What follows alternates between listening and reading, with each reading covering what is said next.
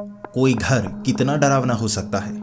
जी नहीं, मैं किसी घर के दिखावट पर बात नहीं कर रहा कि वो देखने में कितना ज्यादा डरावना है, बल्कि मैं बात कर रहा हूं उस घर में होने वाली घटनाएं कितनी डरावनी हो सकती हैं। आपने कई भूतिया घरों की कहानियां सुनी होंगी जिसमें भूत प्रेत लोगों को वो घर छोड़ने पर मजबूर कर देते हैं। क्या आपने कभी दुनिया के सबसे डरावने घर की जानकारी ली है, जहां पर रहने वाला इंसान खौफ के साए में रहता है और उसका परिवार तक सुरक्षित नहीं रहता? दोस्तों, आज की ये वीडियो बहुत ही खौफनाक और रोमांचक होने वाली है। आपको अंदर तक इस चैनल पर भी डर लगेगा। तो अब सीधा इस वीडियो को शुरू करते हैं। दिसंबर 1975 को केथी और जॉर्ज लुट्स, जिनके 3 बच्चे भी थे, और ये केथी के पहली शादी के बच्चे थे, यानी 2 बेटे और 1 बेटी, जिसके बाद जॉर्ज ने उसके साथ शादी की थी और दोनों के पास एक बड़ा घर था। लेकिन दोनों मिलकर एक अच्छा घर खरीदना चाहते थे और कहीं दूर खरीदना चाहते थे ताकि जिंदगी की नई शुरुआत कर सकें। इस तरह उन्हें 112 ओशन एवेन्यू घर बहुत ज्यादा पसंद आ गया। ये घर भी उन्हें $80,000 में मिल रहा था, जबकि आसपास के जितने भी घर थे 2 से 3 लाख डॉलर तक के मिल रहे थे और उन्हें लगा इससे सस्ता घर उन्हें मिल ही नहीं सकता। पहले तो ये घर भी काफी महंगा था, लेकिन वो बार्गेन करने लगे। इस तरह $80,000 में ये घर उनका हो गया और वो बहुत ज्यादा खुश थे। सस्ते में काम उनका चल गया था। ये घर काफी अच्छा था। ये 5 बेडरूम वाला घर था, जिसमें नीचे के फ्लोर में भी कई कमरे बने हुए थे, ऊपर वाले फ्लोर में भी कई कमरे बने हुए थे। अब उनका परिवार थोड़ा बड़ा था, इस तरह वो बड़े परिवार को यहाँ समा सकते थे, अच्छे से रह सकते थे। जब उन्होंने ये घर खरीदा था तो जॉर्ज के कई दोस्तों ने कहा था कि इस घर की हिस्ट्री पता कर लो, इस घर से कई घटनाएं जुड़ी हुई हैं, यानी कि यहाँ एक हादसा हो चुका है। लेकिन जॉर्ज इन चीज़ों पर यकीन नहीं किया करता था। केथी भी इन चीज़ों पर यकीन नहीं करती थी कि इस घर में अगर कोई बुरी घटना हुई है तो इसका हम पर कोई असर नहीं पड़ेगा, और हमने जितने भी कागजाती काम किए हैं वो सही तरीके से किए हैं, तो सरकारी परेशानी भी हमें नहीं हो सकती। इसके बाद उन्होंने ट्रक से सामान लोड करवाना शुरू कर दिया था। अब तीनों बच्चे बहुत ज़्यादा खुश थे क्योंकि ये काफ़ी ज़्यादा बड़ा घर था और यहाँ वो अपना अपना कमरा ले सकते थे। पहले वो जिस घर में रहना चाहते थे, यानी कि दोनों के पास एक घर था, लेकिन दोनों के पास छोटे घर थे और ये बड़ा परिवार वहाँ रह तो पाता था, कभी उसके घर कभी उसके घर, लेकिन इतने अच्छे तरह से अलग अलग कमरे नहीं मिलते थे। यहाँ सब बच्चों के लिए अलग अलग कमरा था और बच्चे तो बहुत ज़्यादा खुश। जब वो यहाँ पर सामान लोड करवा रहे थे तो इसके बाद उन्होंने यहाँ नए घर के शुद्धिकरण के लिए पास के ही एक पादरी को भी बुलाया हुआ था। अब उन्होंने कहा था कि हम सामान लोड करवाएंगे, उसके बाद आप यहाँ घर के शुद्धिकरण का काम कीजिए। भले ही वो यकीन तो नहीं करते थे, लेकिन वो अपने रीति रिवाजों पर इतना भरोसा किया करते थे कि सब करते हैं, हमारे माँ बाप ने भी किए हैं तो हम भी करेंगे। तो उन्होंने घर के शुद्धिकरण का काम करवाया। इसके बाद फादर, जो कि नीचे अपना वो धार्मिक अनुष्ठान कर रहे थे, जो भी वो करते हैं, वो बाइबल पढ़ रहे थे। इस तरह शुद्धिकरण का काम करते करते जब वो पादरी ऊपर वाले फ्लोर में गए, वहां उन्हें एक भारी सी आवाज सुनाई दी।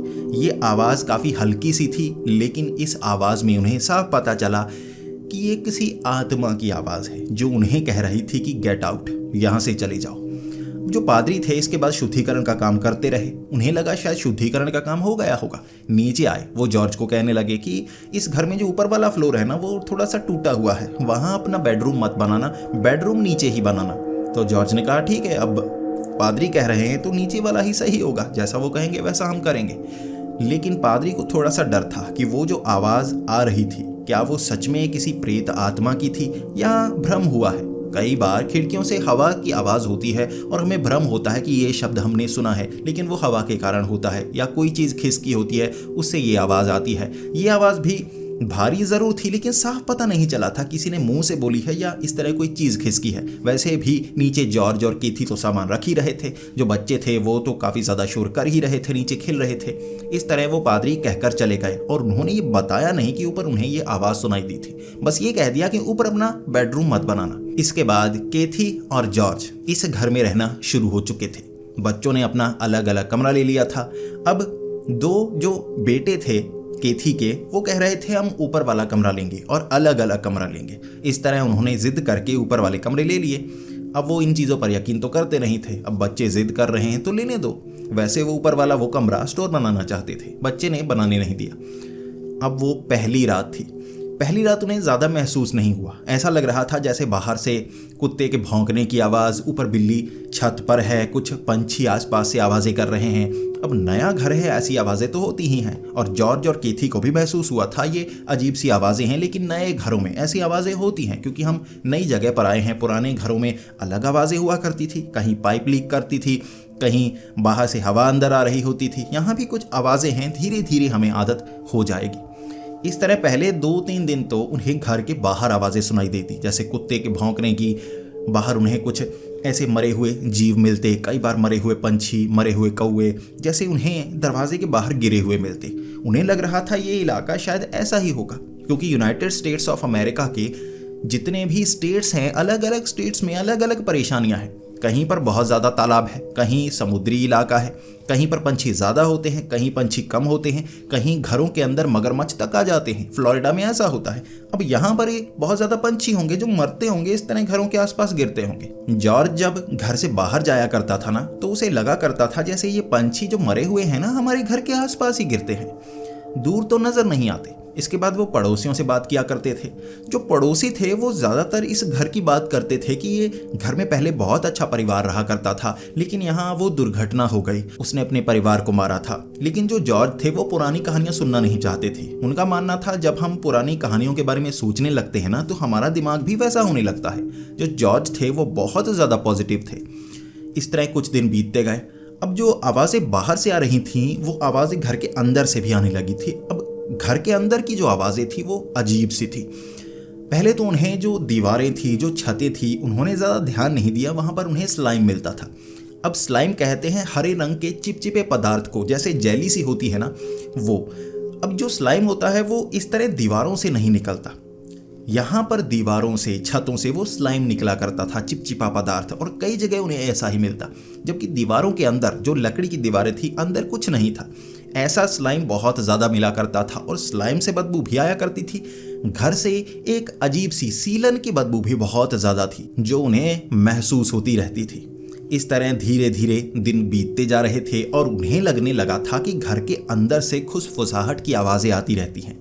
पहले जॉर्ज और केथी को लगा करता था कि ये फुसफुसाहट की जो आवाज़ें हैं ना, ये हो सकता है बच्चे ऊपर बात करते हैं, नीचे पानी लेने के लिए फ्रिज से आते हैं तो ये आवाज़ें आती हैं। लेकिन कई बार उन्होंने देखा जब बच्चों के साथ वो एक कमरे में भी होते थे ना, तब बाहर से ये फुसफुसाहट की आवाज़ें आ रही होती। एक बार जॉर्ज ने इसको पता करने के लिए सभी बच्चों को एक कमरे में डाला। उसकी बीवी भी उसी कमरे में थी। तब वो घर से बाहर जाकर देखने लगा क्या घर के बाहर कोई है। बाहर तो कोई नहीं था। जब वो घर के अंदर आया तो उसे महसूस हुआ कि एक अंधेरे कोने में, जहाँ पर लाइट नहीं लगी हुई थी, वहाँ से फुसफुसाहट की आवाज़ आ रही है। जैसे ही उसने लाइट जलाई, वहाँ से कोई भागा नहीं, वहाँ कोई मौजूद ही नहीं था, बस ये आवाज़ वहाँ से आ रही थी। जैसे ही लाइट हुई वो आवाज़ बंद हो गई। इसके बाद जिस तरफ अंधेरा होता वहाँ से फुसफुसाहट की आवाज़ें आती। अब उन्हें लगने लगा था कि यहाँ कुछ ना कुछ ऐसा है जो उनकी समझ से बाहर है। हमेशा अंधेरे में फुसफुसाहट की आवाज़ें आती हैं, चीज़ें हिलने लगती हैं। एक बार तो ऐसा हुआ था कि जॉर्ज ने देखा कि उनकी जो छोटी बेटी थी ना, वो हवा में उड़ रही थी। उस दिन उन्हें बहुत ज़्यादा डर लगा कि यहाँ जो शक्ति है वो धीरे धीरे हावी हो रही है किसी के साथ। अब ये तो भूतिया घटनाएं थी जो अमूमन आम घरों में हुआ करती थी। जो जॉर्ज था उसे वो फुसफुसाहट की आवाज़ें बहुत ज़्यादा सुनाई दिया करती थी। ऐसा लगा करता था कि रात के वक्त वो पागल हो जाएगा। कान में आकर कोई बोलता है, गेट आउट, ऐसा करो, तुम्हें पानी पीना चाहिए, तुम्हें बैठना चाहिए, और ये आवाज़ें उसे बहुत परेशान किया करती थी। वो सो नहीं पाता था और केथी पूछती रहती थी आखिर तुम सो क्यों नहीं पाते हो। इस तरह जो जॉर्ज था वो पहले बता नहीं पा रहा था, फिर उसने कहना भी शुरू कर दिया कि मैं पागल हो जाऊंगा, मुझे वो आवाज़ें बहुत ज़्यादा परेशान करती हैं, कुछ करने को कहती हैं, अगर मैं वो काम ना करूं तो वो बार बार जैसे मेरे कानों में आवाज़ें करता रहता है। वो इंसान है, भूत है, क्या है, वो आवाज़ें मुझे परेशान करती हैं। या तो मैं पागल हो रहा हूँ या इस घर में कुछ ना कुछ है। बच्चे भी ये कहा करते थे कि घर से एक तो बदबू आती रहती है, बाकी रात को किसी के कदमों की आवाज़ें आती हैं, दुर्गंध आती है, किसी के फुसफुसाने की आवाज़ आती है। अब पूरे घर में वो लाइट जला कर रखते थे, कोई भी ऐसा कोना नहीं था जहां पर अंधेरा हो। उसके बाद धीरे धीरे घटनाएं बढ़ रही थी, फुसफुसाहट की आवाज़ें अब लाइट में आने लगी थी। अब उन्हें एक चीज़ का पता लगना शुरू हो गया था, ये जो घटनाएं घर में होती हैं ना, ये बढ़ रही हैं। जिस चीज़ से हम बचने की कोशिश कर रहे हैं, धीरे धीरे वो चीज़ हम पर हावी हो रही है। और जो फुसफुसाहट की आवाज़ें जॉर्ज को आ रही थी, वो अब कहा करती थी कि बच्चे शोर कर रहे हैं, इन्हें चुप करवाओ, इन्हें पीटो, इन्हें मारो, ऐसी आवाज़ें आती थी। और जॉर्ज अब इस तरह महसूस करने लगा था कि वो पागल हो जाएगा। कुछ ना कुछ है जो उसके दिमाग पर असर कर रहा है। इसके बाद उन्होंने एक निर्णय ले लिया था कि वो इस घर को छोड़ देंगे। अपने बच्चों के साथ केथी और जॉर्ज अब सीधा जो बच्चे थे उनकी नानी के पास पहुंच गए, यानी कि केथी की माँ के पास। उनके पास एक बड़ा घर था, वो वहाँ पर रहने लगे। वो भी इस इलाके के काफ़ी पास ही बना हुआ घर था, लेकिन वहाँ भी उन्हें कुछ आवाज़ें सुनाई देती। घर के बाहर से दरवाज़ा कोई खटखटाता नज़र नहीं आता। अब जो कान में आवाज़ें थी वो जॉर्ज के आती रहती थी कि घर वापस आओ। अब घर में बुलाने की वो आवाज़ें आया करती और जॉर्ज को लग रहा था कि वो पागल हो जाएगा। उन्होंने पादरी को उस घर में भेजा था और पादरी ने भी एक तरह से कह दिया था कि यहाँ सच में कुछ प्रेत आत्माएं हैं। मुझे पहले महसूस हुआ था, मैंने बताया नहीं, अब मुझे पूरी तरह से महसूस हो रहा है। इसके बाद उन्होंने वो जगह को छोड़ दिया। अब वो काफ़ी दूर चले गए, अपने पुराने घर में चले गए। इस तरह से उन्हें वो आवाज़ें सुनाई देना बंद हो गई। अब जो जॉर्ज के कानों में जो आवाज़ें आती थी कि ये सब करना है, वो बंद हो गई। इस तरह से उन्हें इस घर से छुटकारा मिला था। अब इस घर के बारे में वो पता भी कर रहे थे। आखिर इस घर में जो घटना हुई थी ना पहले, अब पता करते हैं आखिर क्या हुई थी। जब इस घटना के बारे में उन्हें पता लगा था और उन्होंने पूरे इतिहास को खंगाला था, वो और ज़्यादा डर गए थे इस घर में असल में हुआ क्या था। इन्होंने घर खरीदा था 1975 दिसंबर में, लेकिन नवंबर 1974 को यहाँ पर बहुत ही भयानक हादसा हुआ था। यहाँ पर रहा करते थे रोनाल्ड डफेओ सीनियर, उनकी पत्नी उनके साथ रहती थी। इसी के साथ 5 बच्चे यहाँ पर रहा करते थे। एक बेटी थी, 4 बेटे थे, लेकिन सभी काफ़ी अच्छे से यहाँ रह रहे थे। 10 सालों से यहाँ पर रह रहे थे। एक परेशानी उन्हें आ गई थी। जो उनका बेटा था ना, रोनाल्ड डफेओ जूनियर, वो नशे करने लगा था, यानी नशीली दवाइयों का इस्तेमाल कर रहा था, इंजेक्शन का इस्तेमाल कर रहा था। जो रोनाल्ड डफेओ सीनियर थे, उन्हें इस बात का बहुत ज़्यादा मलाल था। उन्होंने कई बार घर से निकालने की भी अपने बेटे को कोशिश की थी, लेकिन फिर प्यार जाग जाता था, उन्हें वो वापस ले आते थे। जो रोनाल्ड डफेओ सीनियर थे, उन्होंने अपने बेटे को कह दिया था कि अगर तुमने दोबारा से ये नशे किए तो मैं तुम्हें घर से बाहर निकाल दूंगा और वापस आने का मौका नहीं मिलेगा। अब झगड़ा इतना ज़्यादा बढ़ गया था कि जो रोनाल्ड डफेओ जूनियर था, उसने अपनी गन निकाली थी और अपने पिता को धमकियां भी दी थी। अब वो इस घर में वो 10 सालों से रह रहे थे। उन्होंने कहा था पहले सब कुछ ठीक चला करता था। अब धीरे धीरे धीरे धीरे यहाँ पर अजीब अजीब घटनाएं होने लगी थी। कुछ ना कुछ ऐसा हो रहा था जिस कारण इस घर में उन्हें भूत प्रेत नजर आते थे। और ये बात रोनाल्ड डफेओ जूनियर ने कही थी बाद में इंटरव्यूज में। अब बाकियों ने क्यों नहीं कही वो मैं आपको बाद में बताता हूँ। इस तरह एक बार नवंबर की रात थी जब रोनाल्ड डफेओ जूनियर राइफल लेकर घर में घुसा। उसके बाद परिवार के सभी मेंबर सो रहे थे। माँ बाप, सबसे पहले उसने गोली चलाकर उन्हें मारा, नींद में मार दिया।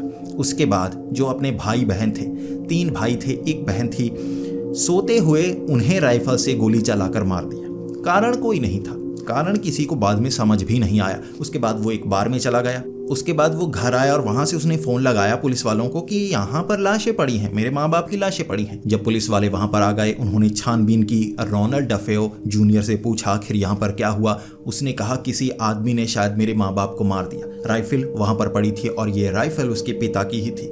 बाद में पूछताछ में रोनाल्ड डफेओ जूनियर ने खुद कबूला था कि उसने ही अपने भाई बहनों को मारा, अपने पिता को मारा। लेकिन उसका कहना था गोली भले ही उसने चलाई, लेकिन किसी ने मुझसे चलवाई। पुलिस वाले पूछ रहे थे किसने चलवाई। उसने कहा वो आवाज़ें जो मेरे कान में सुनाई देती हैं, ये जैसे शैतानी आवाज़ें हैं। बचपन से, काफ़ी समय से, जब से हम इस घर में रह रहे हैं, ये आवाज़ें मुझे कान में सुनाई देती हैं। वो मुझे कुछ करने को कहता है, बहुत ज़्यादा परेशान करता है। और इस घर में सबको अजीब अजीब घटनाएं होती हैं। घर से वो स्लाइम का निकलना, बदबू का आना, अजीब आवाज़ें आना। मेरे पूरे परिवार वाले इसके साथ रहने को आदी हो गए थे, लेकिन मुझसे रहा नहीं जाता था। मुझे सबसे ज़्यादा आवाज़ें सुनाई देती थी, इसीलिए वो नशे करने लगा था इन आवाज़ों से बचने के लिए। अब उस रात वो इतना ज़्यादा परेशान हो गया था, वो जो आवाज़ थी कान में कह रही थी तुम्हें गोली चलानी होगी, तब जाकर उसने अपने माँ बाप को, अपने भाई बहन को मारा था। कोर्ट में वो यही कहे जा रहा था ये कत्ल उसने नहीं किए, उससे करवाए गए, उसके पास कोई चारा नहीं था। इस घर में प्रेत आत्माएं हैं जो ये सब करवाती हैं। इस तरह रोनाल्ड डफेओ जूनियर को उम्र कैद की सजा मिली थी और वो कभी साबित नहीं कर पाया कि ये कत्ल उसने नहीं किए, किसी ने करवाए। वो कहता रहा ये शैतान का काम है। अब कोर्ट ये चीज़ें नहीं मानती। इसके बाद जॉर्ज और केथी लुट्स यहाँ पर रहने आए थे और उन्हें इस घटना के बारे में अब पूरी तरह से समझ में आया। वो आवाज़ें, जॉर्ज अब समझ पाया वो आवाज़ें क्या करने को कह रही थी और अगर वो उस घर को छोड़कर नहीं जाते, उससे दूर नहीं जाते, वो आवाज़ें क्या करवाती उससे। इस घर को दुनिया का सबसे भूतिया घर कहा जाता है क्योंकि एड और लॉरेन वॉरेन, जो कि पैरानॉर्मल इन्वेस्टिगेटर हैं, जिन पर कई मूवीज़ बन चुकी हैं, आपने भी द कॉन्जरिंग देखी होगी, वो भी बाद में इस घर में आकर गए थे और उन्होंने कहा था इस घर में अजीब सी प्रेत आत्माएं हैं जिन्हें भगाया नहीं जा सकता, यहाँ से निकाला नहीं जा सकता। इस घर में रहना मौत को दावत देने के बराबर है। यहाँ सिर्फ डरावने एहसास नहीं होते, वो प्रेत आत्माएं आपसे कुछ करवाना चाहती हैं और जो भी वो करवाना चाहती हैं वो कुछ बहुत ही भयानक होता है। उन्होंने इस घर में ये एहसास किया था। उन्हें उस समय दुनिया के नंबर 1 पैरानॉर्मल इन्वेस्टिगेटर कहा जाता था, जो ऐसी भूतिया या पैरानॉर्मल चीज़ों से मुकाबला किया करते थे। वो खुद डरकर इस घर से बाहर भागे थे और उन्होंने माना था ये दुनिया का सबसे डरावना घर है। अब इस घर के ऊपर 17 से 18 फिल्में बन चुकी हैं जिसमें इस घर की कहानी को कुछ हद तक मेंशन किया गया है। इसी के साथ कई सीरीज़ बनी हैं, कई डॉक्यूमेंट्रीज में इस घर के बारे में बताया गया है। शायद ये दुनिया का वो इकलौता घर है जिसके बारे में इतनी ज़्यादा डॉक्यूमेंट्रीज बन चुकी हैं। इससे ज़्यादा हॉन्टेड हाउस किसी और को नहीं कहा जाता। तो दोस्तों, अगर आपको लगता है कि भूतिया घरों में भूतों की ये छुटमुट हरकतें होती हैं, डराने वाली, आवाज़ें निकालने वाली, तो आप इस घर के बारे में शायद नहीं जानते थे। इस घर में जो प्रेत हैं वो सिर्फ छुटमुट हरकतें नहीं करते हैं डराने के लिए, बल्कि इंसान को इस तरह से बहकाने की कोशिश करते हैं कि वो कुछ खुद बहुत डरावना करे। इसीलिए कहते हैं ऐसे घरों से दूर ही रहना चाहिए।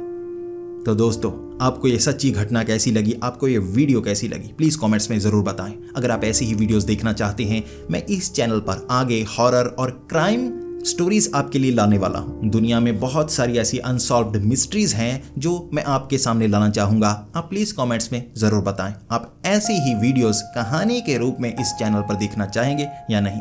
तो मिलते हैं अगली वीडियो में, तब तक के लिए नमस्कार।